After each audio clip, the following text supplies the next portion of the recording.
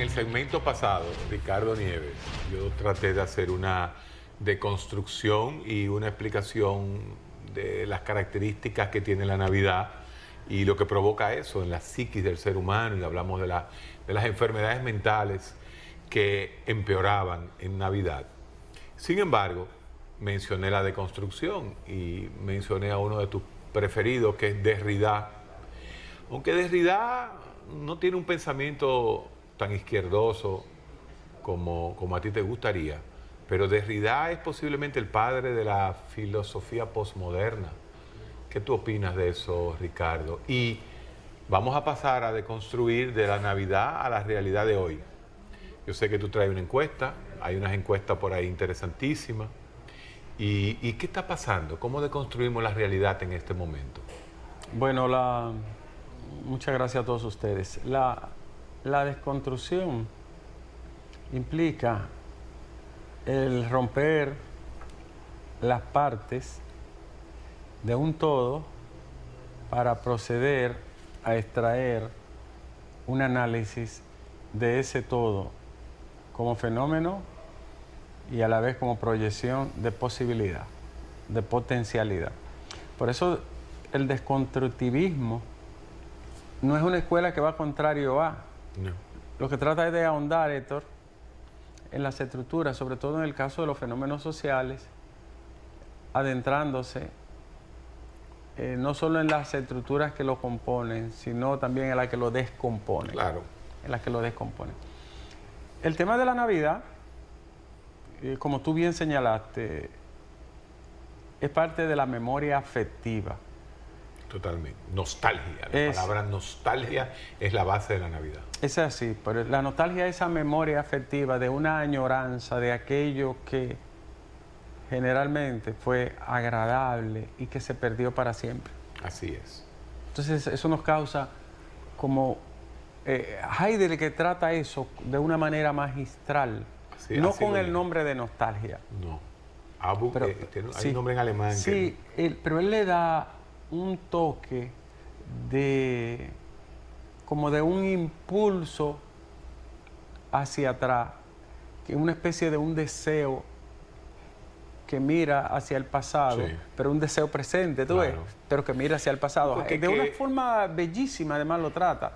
Pero él es tan enredado, Héctor, que a veces uno no puede como extraer Lo que todo. pasa es que tú te enredas con Heidegger cuando tú no conceptualizas tiempo y futuro y pasado, ¿no? Es el ahora.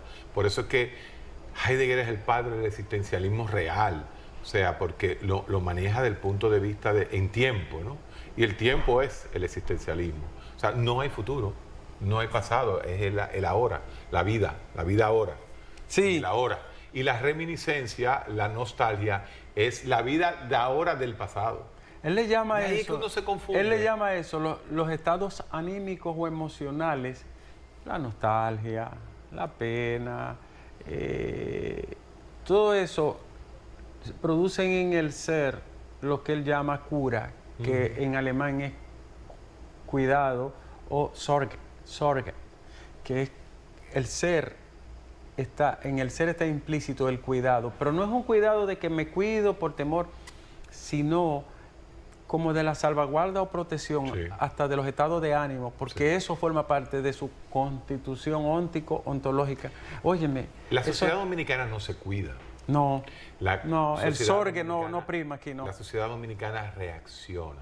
Reacciona. Y esa reacción en este momento está anestesiada, porque ese es el deber de la hegemonía, anestesiar la reacción. En este momento del país, Ricardo Nieves, en esta situación que como que sí, que no, ¿qué hay en el país ahora mismo? Hay incertidumbre y espacio no clarificado del presente, ¿no? Incertidumbre es como la falta de certeza, esto. No hay una certeza clara. Por ejemplo, tú no puedes decir hoy, es seguro que fulano va a ser presidente. Tiene sus dudas y sus zizagueos, hay quien tenga más posibilidades, pero por primera vez no hay una idea clara en el caso del fenómeno político, de que tú puedas decir, va a pasar esto y esto. Tú sabes que necesitamos una reforma fiscal y que gane quien gane, aquí se va a discutir una reforma fiscal y va a venir impuestos, porque el endeudamiento y la falta de recursos y el déficit que se ha mostrado en los últimos tiempos implica que es obligado, aquí va a haber una reforma fiscal.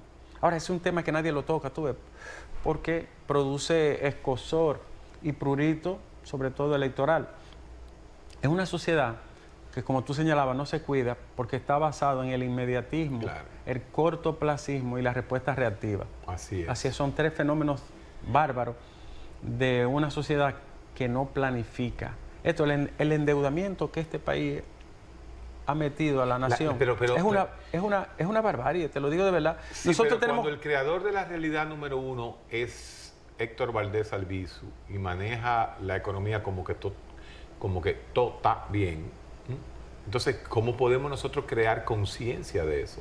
O sea, ¿cómo tú le pides a un señor que no tiene dos dedos de frente que él no conciba que el país está bien, que quien está mal es él? Acaba de salir un informe vinculado y en respuesta a esto que tú señalas. Oye esto. Acaba de salir un informe presentado hace menos de una semana por UNICEF, que es el órgano de Naciones Unidas de Protección a la Infancia y a la Niñez. Ese informe da dos datos que son demoledores. Uno, el país tiene más de 1.700.000 niños infantes pobres. Sí. Dos, de esos hay 300.000 niños que son indigentes. Uf. Tres. Pero no salimos de la pobreza. Eso, ahí voy. Y ahí voy al bienestar y al crecimiento. El 50% de los niños dominicanos viven en condición de pobreza y algún grado de indigencia o mala alimentación. Yo pensaba que era que vivían en la clase media. Pero oye, escucha. La mitad de los niños de este país y de los infantes, la mitad, el 50.1, vive con algún grado de hambre, de nutrición o falta de alimento. Uf. Entonces, ¿cómo puede el 80% de los niños dominicanos entender la clase? Para ahí. Ese dato es demoledor para nosotros. Sí, para nosotros. Del punto, pero fíjese dónde viene la dicotomía y lo que es la trampa. Ese dato es excelente para que un Estado paternalista hable de tanda extendida, de darle arroz vacío a un muchacho en la escuela y le resuelva el problema del hambre, teóricamente, a ese 50%. Entonces, en un momento dado, lo que es una tragedia nacional se convierte en un punto a favor del que está dando la comida en ese momento, ese inmediatismo, ese clientelismo, y por eso esa clase baja que vende su voto por 1,000 pesos dice que además de eso le están dando la tarde extendida. Eso es lo único que se está hablando el gobierno. Mira, de que da comida en la tanda extendida. Sin embargo, ese mismo dato que tú contrastas con la realidad de que la tanda extendida, el 4%, tiene un impacto positivo en la niñez.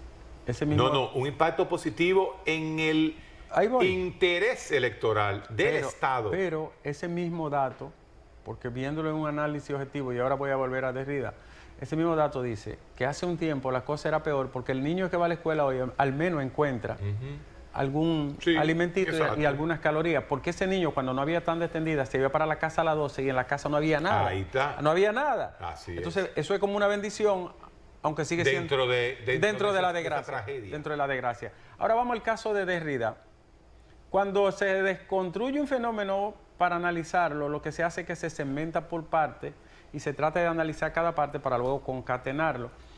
Si hay crecimiento, si hay bonanza, si toda la economía crece y vamos también, como dice... tocayo. Vamos también, como dice Valdés Albizu,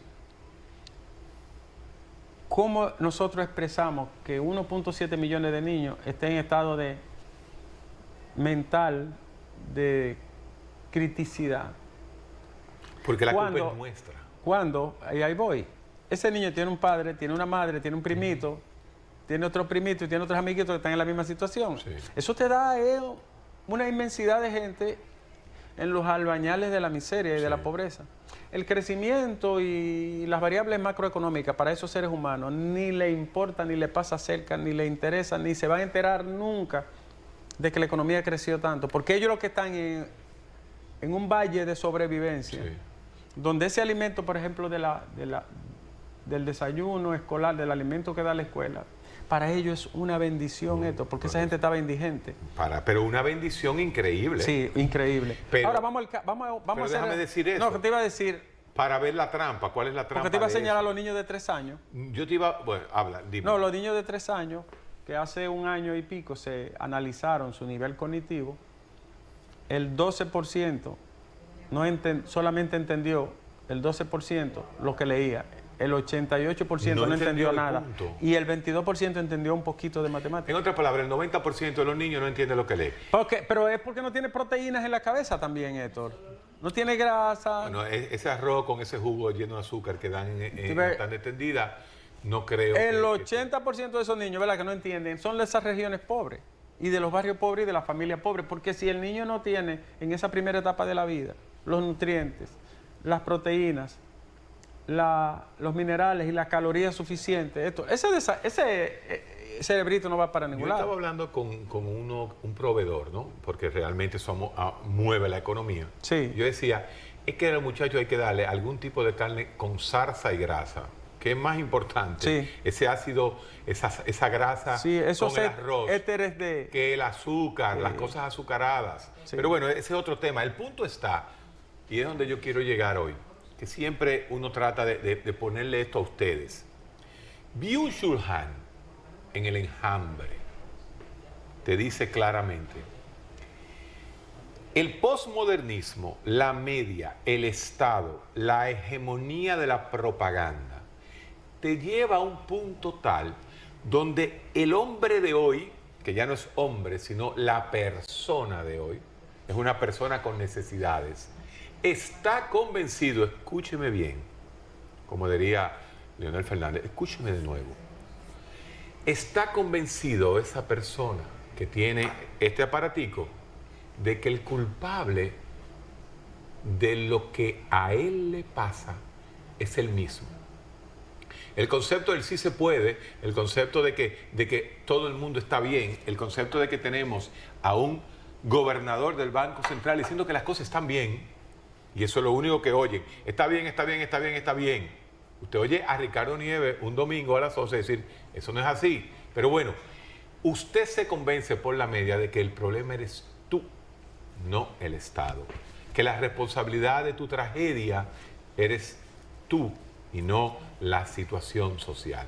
Por eso, señores, es que no hay una percepción de que el dominicano, con sexto de primaria, de preparación educacional, pueda conceptualizar un cambio, pueda conceptualizar una nueva manera, una nueva Mira, opción. te voy a coronar esta parte antes de irnos a la pausa.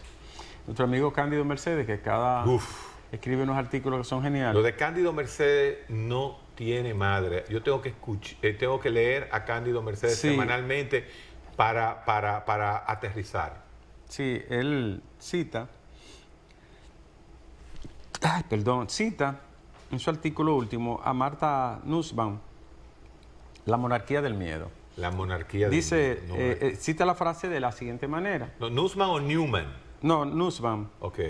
El miedo tiende con demasiada frecuencia a bloquear la deliberación racional, envenena la esperanza e impide la cooperación en pos de un futuro mejor. Ya.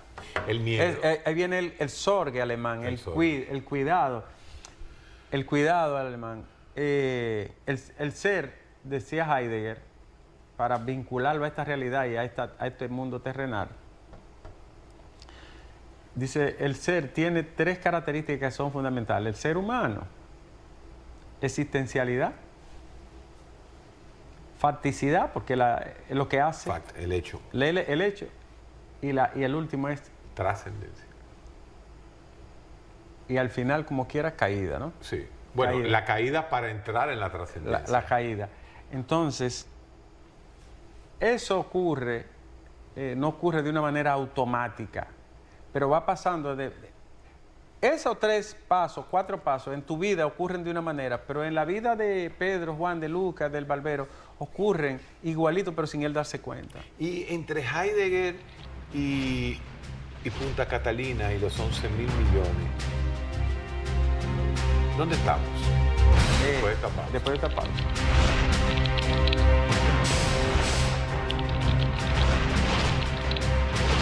Comunícate con nosotros y síguenos a través de nuestras redes.